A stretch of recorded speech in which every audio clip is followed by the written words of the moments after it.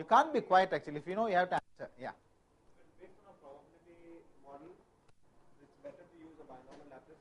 Okay. Because if there are chances of prices going down or up, so valuing options based on a tree, based on a binomial model is a better option. Okay.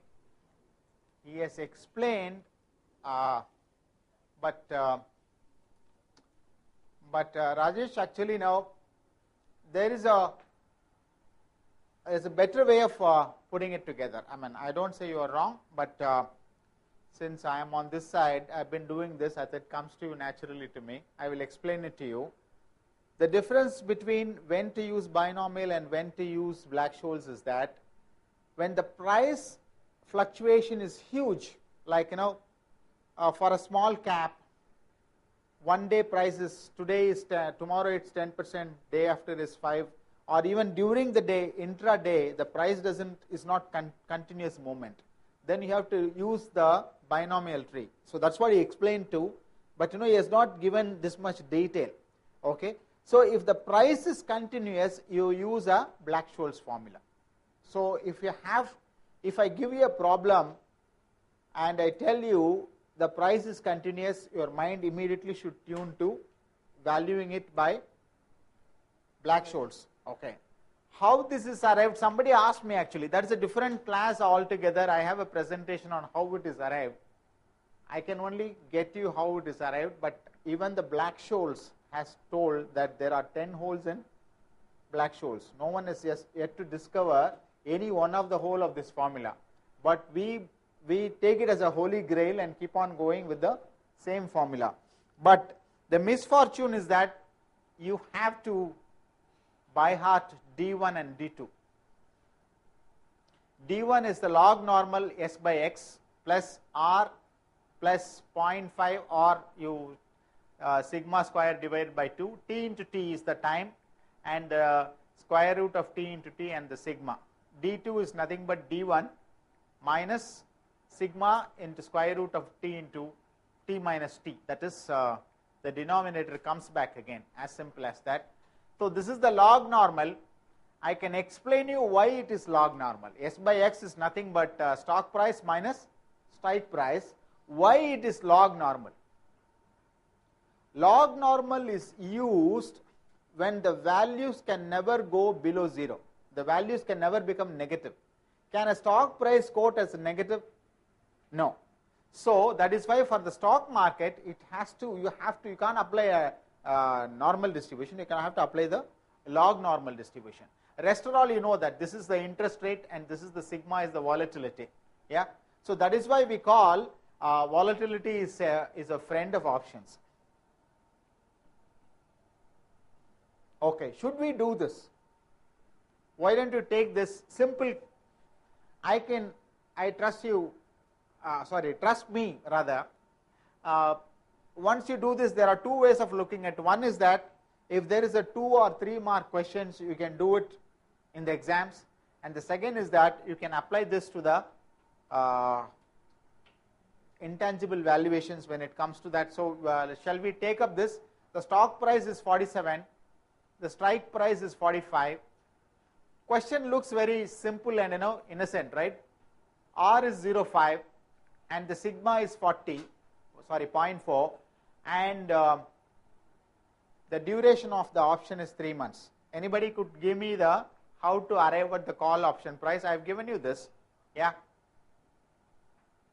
Should we do this or you don't want to do this?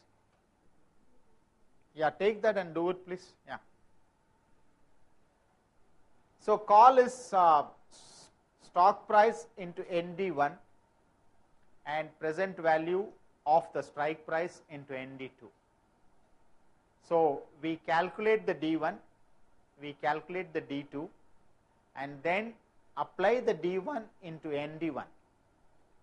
D1, the formula is given. ND1, how do you convert the D1 into ND1? You have not done normal distribution table. Look for the number, okay. So what has happened here? I have taken the D1. D1 is log normal 47 by 45. in a spreadsheet, you write ln 47 by 45, you get the number. Okay.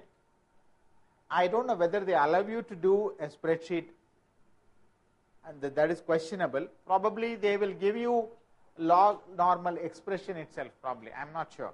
But definitely without this there is no exam in valuation, I can tell you this.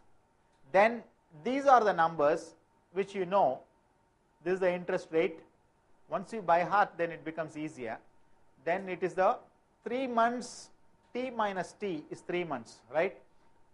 Capital T is the end T and small t is the beginning T. So the end T is 3 months, beginning 3 is 0, T minus 3 minus 0 is 3, that is expressed in years.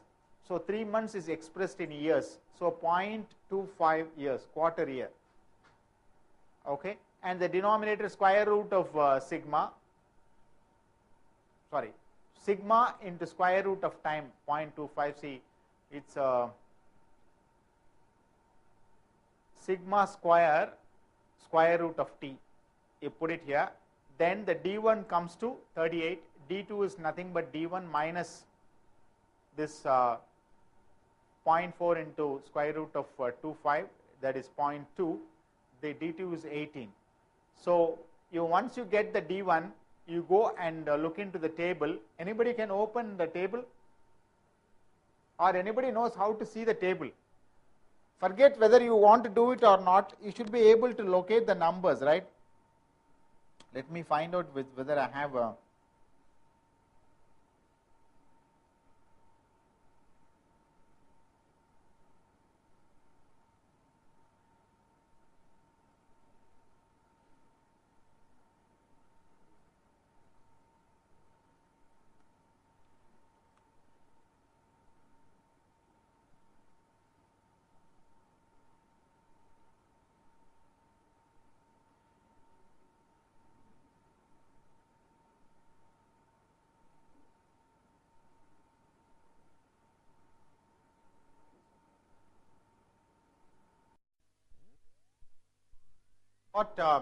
ND1 as 648 and 0.38 and 0.18. Okay. When you go and look at the coordinates of the distribution, 0.38 is 0.3 and 0.8, 6480. 0.18 is 1 and the 8 here, 5718. So difference between these two.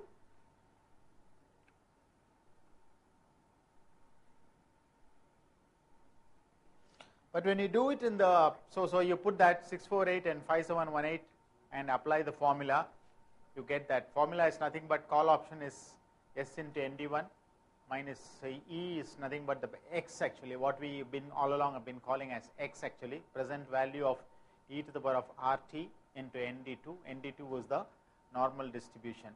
What is e to the power of RT? What is e to the power of base 10 or whatever is that? Why should you ask these questions, right? I am not a mathematician, isn't it? E is a continuous compounding. Okay, if you want to compound interest for 1 year, you calculate, quarterly you calculate, continuous compounding is the daily interest calculation or whatever it is. That's why you do through e to the power of RT defines the continuous compounding.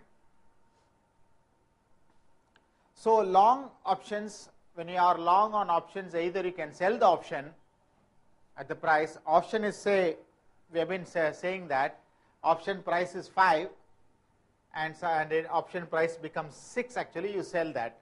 Or what you can do, you can exercise the options. When you exercise the option, so what do you do? Your strike price, you pay that $100 and they will deliver you the stock. Yeah. Or